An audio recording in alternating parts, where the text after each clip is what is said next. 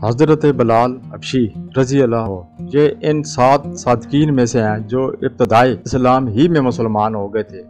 حضرت بلال رضی اللہ تعالیٰ عنہ امیہ بن خلف کے غلام تھے اور بکریاں چرانے کی ڈیوٹی دیتے تھے۔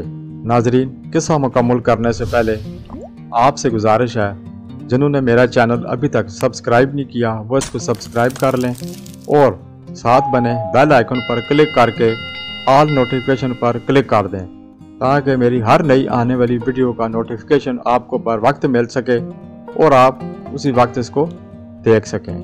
شکریہ۔ ایک دن ایک آواز آئی، کیا تمہارے پاس دودھ ہے؟ یہ آواز دینے والے حضرت محمد صلی اللہ علیہ وآلہ وسلم تھے جو اپنے سفر و حضر کے رفیق حضرت ابو بکر صدیق رضی اللہ تعالیٰ عنہ کے ساتھ غار حرا میں موجود تھے۔ حضرت بلال رضی اللہ تعالیٰ عنہ آواز سن کر قریب آئے اور عرض کیا، جناب میری بکریوں میں کوئی بکری دودھ دینے والی نہیں، اس لیے معذرت چاہتا ہوں کہ آپ کی تمنا پوری نہ کر سکوں گا۔ رسول اللہ صلی اللہ علیہ وسلم نے فرمایا، اگر اجازت ہو تو سامنے والی بکری کو دیکھ لیا جائے، ہو سکتا ہے اس سے دودھ مل جائے۔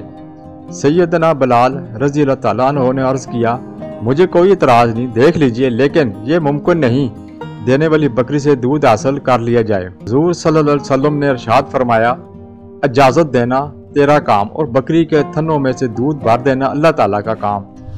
حضرت بلال رضی اللہ تعالیٰ عنہ نے بکری پیش خدمت کی۔ رسول اللہ صلی اللہ علیہ وسلم نے اللہ کا نام لے کر جب بکری کے تھنوں کو ہاتھ لگایا تو بکری کے تھنوں سے دودھ جاری ہو گیا۔ اسی دن سے سیدنا بلال رضی اللہ تعالیٰ عنہ رسول اللہ صلی اللہ علیہ وسلم کے گرویدہ ہو گئے۔